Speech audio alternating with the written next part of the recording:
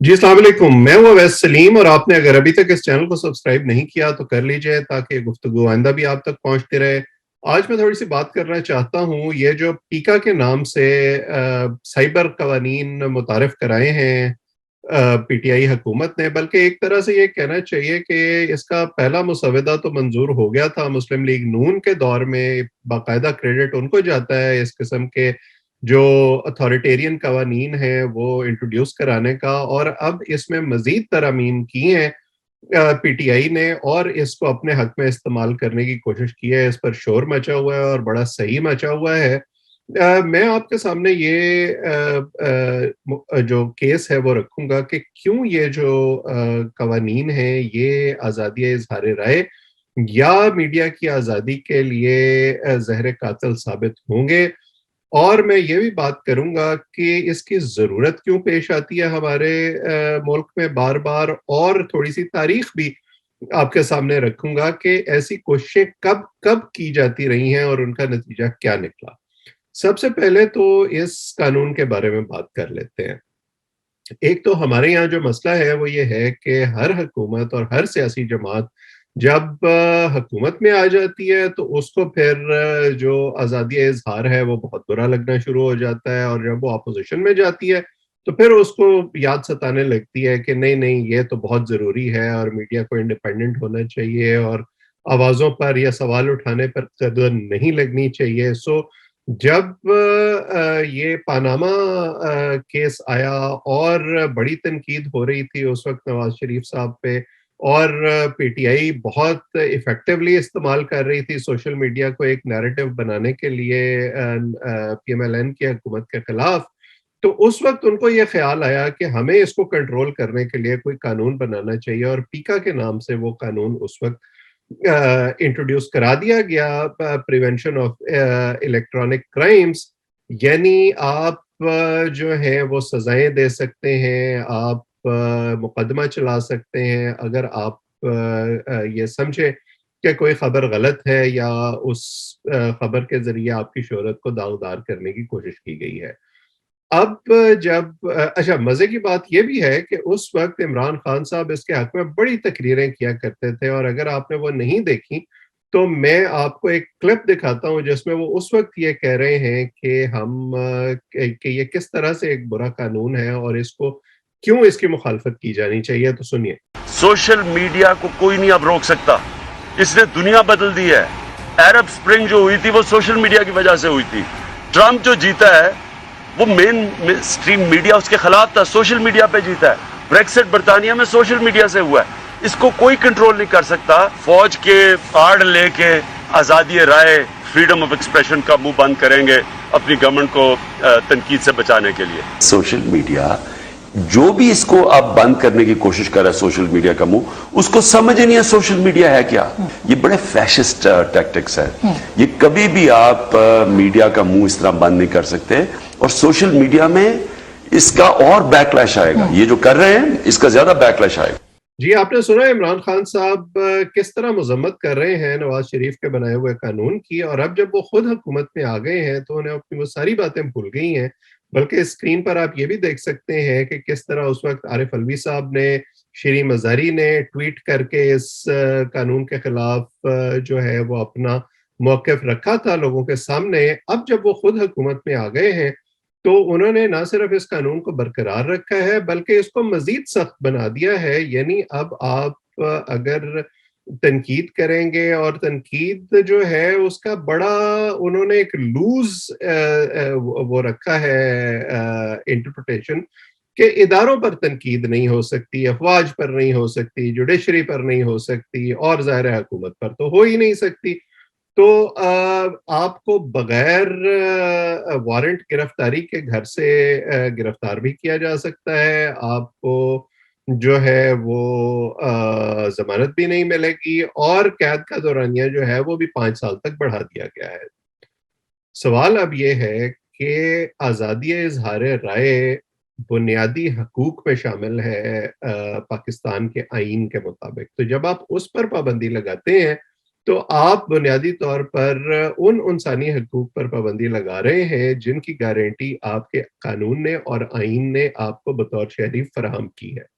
یہ بات بالکل ٹھیک ہے کہ غلط خبریں نہیں ہونی چاہیے، کسی کی شہرت کو داغدار نہیں کیا جانا چاہیے، لیکن پھر جن ملکوں کی ہمیں مثالیں دی جاتی ہیں کہ وہاں پر قانون افیکٹولی عمل کرتا ہے، وہاں پر اس قانون کا اطلاق سب پر اکراس دا بورڈ ہوتا ہے۔ وہاں یہ نہیں ہوتا کہ عمران خان صاحب جو ہیں وہ 35 پنکچر کے نام پر 126 دن جو ہے وہ دھرنا کروا دیں، اور اس کے بعد جب مقدمہ عدالت میں جائے تو وہاں جا کے وہ ہنس کے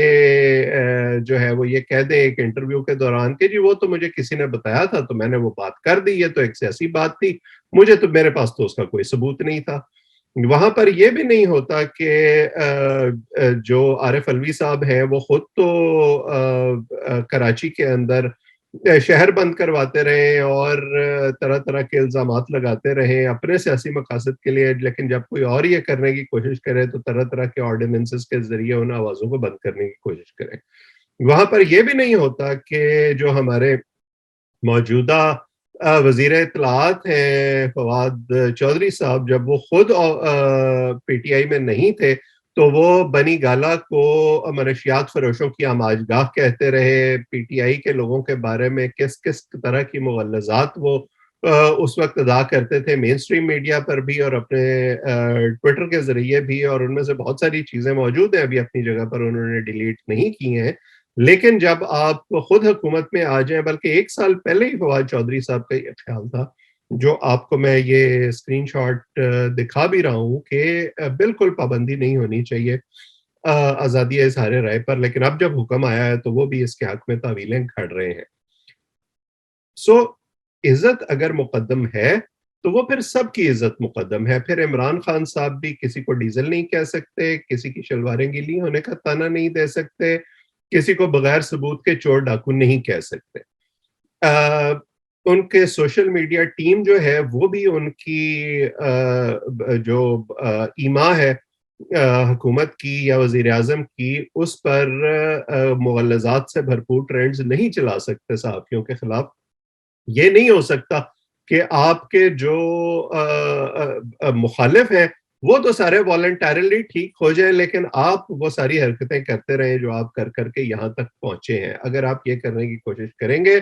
تو پھر اس پر ریزسٹنس ہوگی، اور یہ ریزسٹنس جو ہے یہ ہم نے تاریخ میں بہت بار دیکھی ہے۔ یہ ایسی کوشش نہ پہلی بار ہوئی ہے نہ آخری بار ہوئی ہے، اور صحافیوں نے ہمیشہ اس قسم کی کوشش کو ریزسٹ کیا ہے۔ اگر آپ پاکستان کی تاریخ کو دیکھیں تو سب سے پہلے جو press and publication ordinance Ayub Khan کے دور میں آیا تھا، اس وقت یہ کوشش ہوئی سید سبت حسن، احمد ندیم قاسمی، منٹو، فیض احمد فیض جیسے لوگ جو تھے ان کو جیل میں ڈالا گیا۔ اس کے بعد بھٹو نے یہ کوشش کی، اس کے بعد یحییٰ خان نے یہ کوشش کی، اس کے بعد ضیاء الحق نے یہ کوشش کی۔ ضیاء الحق نے تو کوڑے تک مارے صحافیوں کو، شاہی قلعے کی جیل میں رکھا، تشدد کیا ان پر۔ اس کے بعد پھر پرویز مشرف نے ایک جو پریس اینڈ پبلیکیشن آرڈیننس تھا وہ انٹروڈیوس کرایا، جس کے تحت کنٹرول کرنے کی کوشش کی گئی۔ درمیان میں اشتہارات کے ذریعے اور نیوز پرنٹ کے کوٹے کے ذریعے بھی اور لائسنس کے ذریعے بھی میڈیا کے اداروں کو کنٹرول کرنے کی کوشش کی جاتی رہی۔ پھر پیمرا کو جو ہے وہ استعمال کیا گیا اس کام کے لیے کہ وہ ٹی وی چینلز کو اپنے کنٹرول میں رکھیں اور حکومت کے ایجنڈے پر چلائیں۔ نواز شریف صاحب نے بھی اپنے دوسرے دور اقتدار میں یہ کوشش کی جب انہوں نے نجم سیٹھی کو گرفتار کیا، جنگ گروپ کے ساتھ انہوں نے ایک پھڈا لیا، لیکن ایونچولی انہیں بھی یہ سمجھ آ گئی کہ یہ وہ لڑائی نہیں ہے جو حکومتیں لڑ سکتی ہیں یا اس میں وہ ونر بن کے باہر نکل سکتی ہیں۔ اب عمران خان صاحب جو ہیں وہ تاریخ کا دھارا الٹا موڑنے کی کوشش کر رہے ہیں، لیکن ان کو بھی اس میں ناکامی ہوگی، کیونکہ خبر ایک ایسی چیز ہے اور معلومات ایک جو ہے وہ ایسی ہوتی ہیں جن کو آپ روک نہیں سکتے، خاص طور پر آج کل کی دنیا میں۔ جب پرویز مشرف کے دور میں ڈاکٹر شازیہ کا واقعہ ہوا تھا بلوچستان میں، اور اس کو وقت ہمارے یہاں جو پرائیویٹ میڈیا تھا وہ اتنا جو ہے وہ فعال نہیں تھا، تو وہ خبر بی بی سی نے چھاپ دی تھی، وہ ملک سے باہر چھپ گئی تھی، انفارمیشن کا فلو نہیں رکا تھا، اب بھی یہی ہوگا۔ عمران خان صاحب کا یہ خیال ہے کہ ان کی جو پاپولیرٹی ہے ملک کے اندر، اس کو جس طرح کا دھچکا پہنچا ہے اور جو ان کے خلاف آوازیں اٹھ رہی ہیں، جو سوالات ہو رہے ہیں، اس کو وہ روک سکتے ہیں اگر وہ ان آوازوں پر بند باندھ دیں۔ ان کو یہ سمجھ نہیں آتی کہ آپ کارکردگی کا جو معیار ہے، اس کو اپنی پبلک ریلیشننگ کے ذریعے یا اپنی تعریفوں کے پل بندوا کر اپنی اس کمزوری پر قابو نہیں پا سکتے۔ اگر یہ جو قانون ہے، جس طرح اس کو اس وقت حکومت انٹرپریٹ کر رہی ہے، اس کو صحیح مان لیا جائے تو ابھی کل ہی 2 دن پہلے آپ کے سامنے یہ جو سوئس لیکس آئی ہیں، جس میں 2 جرنیلوں کے، جنرل اختر عبد الرحمان کے اور جنرل زاہد علی اکبر کے سوئس اکاؤنٹس سامنے آئے ہیں، تو یہ خبریں تو سب کے پاس تھیں، پہلے چھپ بھی چکی ہیں، لیکن ثبوت جو ہے وہ اس کا کوئی 3 دہائیوں کے بعد آیا ہے، تو آپ کیا کریں گے اس وقت؟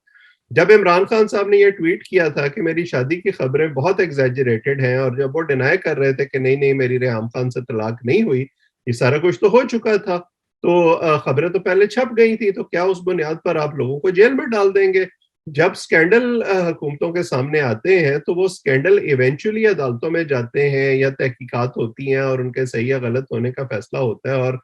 اکثر اوقات وہ صحیح نکلتے ہیں، جیسے اس حکومت میں بھی آٹا یا چینی یا بجلی کے سکینڈل جو ہیں وہ صحیح نکلے ہیں۔ جو خبر تھی فیصل واڈا کے متعلق، ان کے یہ غیر ملکی شہریت چھپانے کی، وہ صحیح نکلی ہے، لیکن ظاہر ہے اس کے صحیح ثابت ہونے تک وقت لگتا ہے اور خبر اس سے پہلے چھپ جاتی ہے یا ٹی وی پر چل جاتی ہے، تو کیا آپ اس بنیاد پر لوگوں کو جیل میں ڈال دیں گے؟ یہ تو کوئی بات نہ ہوئی۔ پھر اس بنیاد پر تو نواز شریف کو بھی لوگوں کو جیل میں ڈال دینا چاہیے تھا، کیونکہ ان کی جب ان کے خلاف پاناما میں خبریں چھپنی شروع ہوئیں، تب تک ثابت تو کچھ بھی نہیں ہوا تھا، اور بظاہر تو ابھی تک بھی کچھ نہیں ثابت ہوا، سزا تو ان کو اقامہ پری ملی ہے۔ سو یہ ساری وہ چیزیں ہیں جو پک اینڈ چوز ہے ہمارے یہاں، کہ اگر مجھے سوٹ کر رہا ہے تو خبر ٹھیک ہے، اور سوٹ نہیں کر رہا تو خبر غلط ہے۔ یہ کوشش بہت سارے حکمرانوں نے کی ہے، عمران خان صاحب بھی کر لیں اپنی جگہ، لیکن یہ صرف عمران خان صاحب نہیں ہیں، ان کے پس پردہ جو قوتیں ہیں جو ان کو یہاں تک لے کر آئی ہیں، اس میں ان کی مرضی بھی شامل ہے۔ اب دیکھنا یہ ہوگا کہ یہ سب مل کے جو یہ اس جن کو بوتل میں بند کرنے کی کوشش کر رہے ہیں کہ ہم سے پھر سوال پوچھنے والا کوئی نہ ہو، یہ کامیاب ہوتی ہے یا نہیں۔ میرے ذاتی خیال میں تو یہ نہیں ہوگا، کیونکہ اس سے پہلے بھی ہم نے یہ دیکھا ہے کہ یہ کوششیں کرنے والے سیاستدان اور طاقتور اداروں کے لوگ ایونچولی اپنی جگہ چھوڑ دیتے ہیں، اور میڈیا کے لوگ اپنی جگہ موجود رہتے ہیں میدان میں اور اپنا کام کرتے رہتے ہیں۔ سو اس دفعہ بھی یہی ہوگا۔ میں البتہ اس دن کے انتظار میں ضرور ہوں جب عمران خان صاحب یا ان کی جماعت دوبارہ اپوزیشن میں ہوگی، اور اس وقت پھر لوگوں کو یہ بتائیں گے کہ نہیں نہیں، آزادی اظہار رائے اور ایک انڈیپینڈنٹ میڈیا جو ہے وہ کتنا ضروری ہے۔ تب تک میں بھی انتظار کرتا ہوں اور آپ بھی انتظار کریں۔ آج اتنا ہی۔ آپ سب اس چینل کو سبسکرائب بھی کر لیں تاکہ یہ گفتگو آئندہ بھی آپ تک پہنچتی رہے۔ آپ سب کا بہت بہت شکریہ۔